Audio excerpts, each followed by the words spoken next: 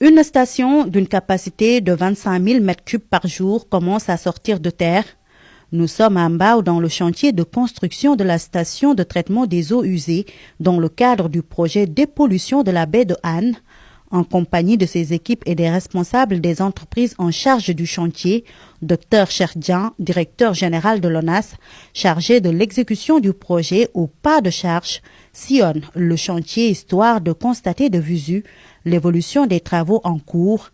Un état d'avancement estimé à plus de 50%. Le chantier devrait ainsi être livré d'ici décembre 2025.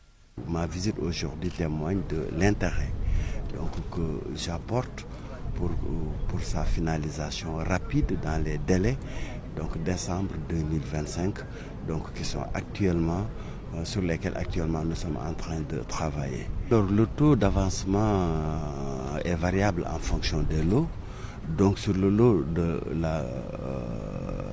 la steppe que nous avons visité tout à l'heure, nous sommes à un niveau d'avancement de 56%, ce qui est déjà un niveau très très satisfaisant par rapport aux échéances fixées. Et donc au niveau de la station de pompage, ici nous sommes à un niveau d'avancement de 20% des travaux. C'est pourquoi nous avons discuté avec l'entrepreneur pour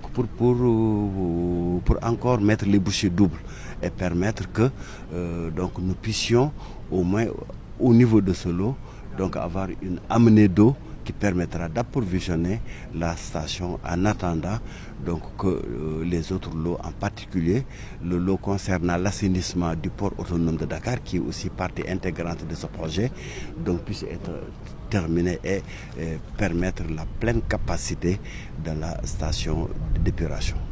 Les contours des différents ouvrages se précisent donc.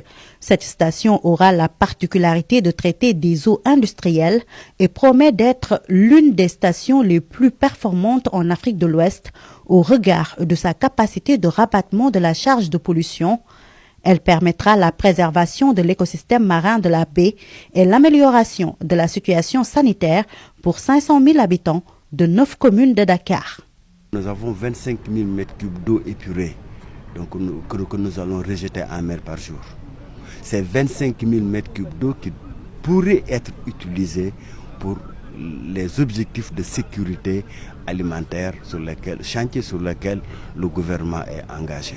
Nous avons également 6 tonnes de boue pour lesquels nous allons mettre en place les infrastructures, les équipements complémentaires pour la production de compost qui vont jouer un rôle extrêmement important dans l'amélioration de la structure des sols dans le rendement des spéculations agricoles. Nous avons également un sous-produit de sable que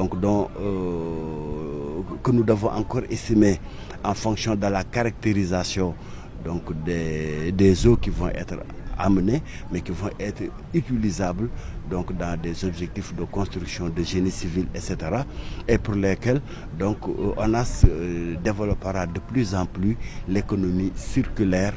Le projet des pollutions de la baie de Han, porté par l'Office national de l'assainissement du Sénégal, est sous la tutelle du ministère de l'Hydraulique et de l'Assainissement. Pour assurer sa durabilité, le gouvernement compte mettre aux normes les industriels qui ont contribué en grande partie à la dégradation de la baie de Han et ainsi appliquer le principe pollueur-payeur. On est en train de mettre en place un dispositif juridique pour encadrer cet aspect-là au nom du principe pollueur-payeur, parce que ces industries vont déverser au niveau du réseau de l'ONAS. Puisque c'est l'ONAS qui gère ces ouvrages-là, puisque c'est l'ONAS qui a mis en place ces ouvrages-là, il faudrait en retour, pour les charges d'entretien et d'exploitation, que ces industries également puissent participer. D'où la pertinence de la mise en place de ce qu'on appelle la redevance d'assainissement industriel qui est prévue par la loi. Et nous sommes en train de travailler avec l'ONAS, avec d'autres équipes, pour que ce texte-là est presque prêt, pour qu'on puisse soumettre ça aux autorités. Pour rappel, le projet de la dépollution de la baie de Han a été entamé par le gouvernement du Sénégal depuis 2012.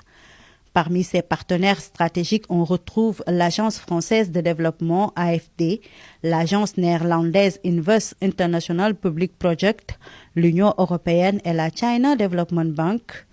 Ces partenaires ont grandement contribué à son financement avec un montant qui s'élève à plus de 94 milliards de francs CFA.